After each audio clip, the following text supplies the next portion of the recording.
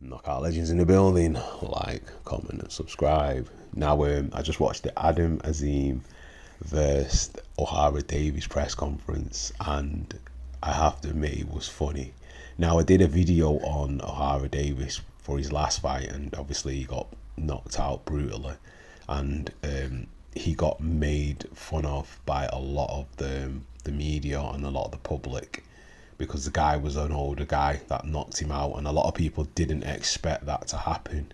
But it seems that O'Hara is a bit bitter about that, and obviously he has a lot of vitriol for the British pundits and the British journalists that covered him.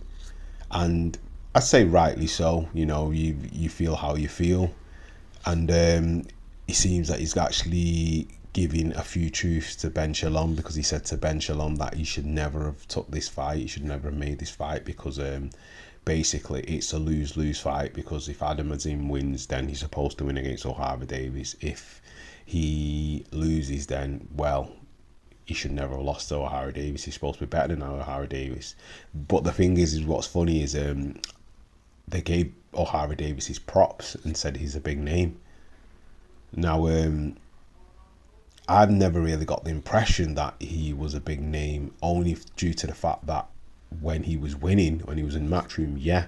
But once that kind of like dried up, and obviously Eddie Hearn blackballed him, you know, he become basically not even a B-list boxer, to be fair. And he kind of got thrown under the bus, but, you know, he has had some great fights. He's good at trash talking. He's good at building a fight. And what he said that sold the fight. Everything he said sold the fight.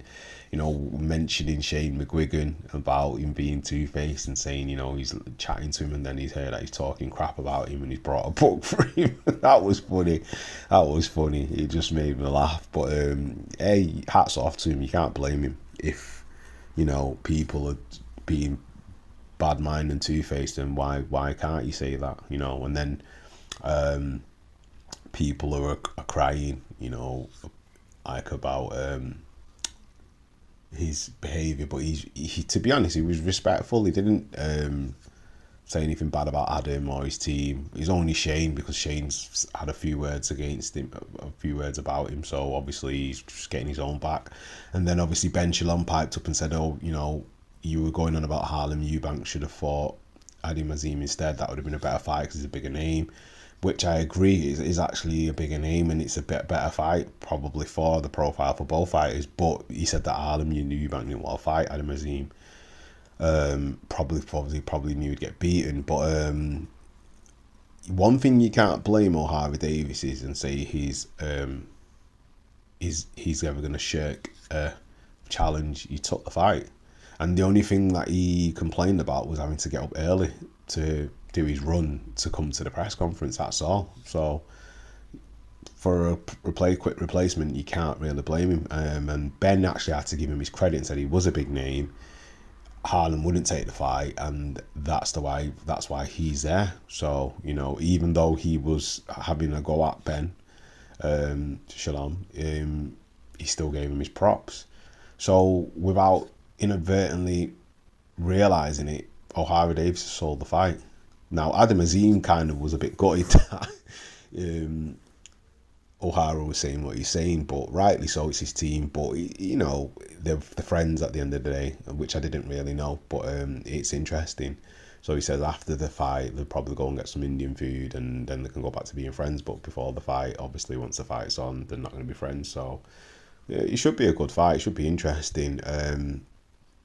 I think Adam should win this fight pretty comfortably based off what I saw. But O'Hara has experience, and he does have one-punch power, and he could cause an upset. You know, it could be a case of the old guy that beat O'Hara. That could happen in this fight where he causes an upset to Adam. So it's a case of, you know, like the master of ceremonies was saying, he's never had his chin checked. So if his chin, we'll see how tough his chin is when he has to go up against the test. Anyway, what are your thoughts? Who have you got to win this fight? Leave your thoughts in the comment section. Like, comment, and subscribe. And that is another one from the one and only Knockout Legends. Peace.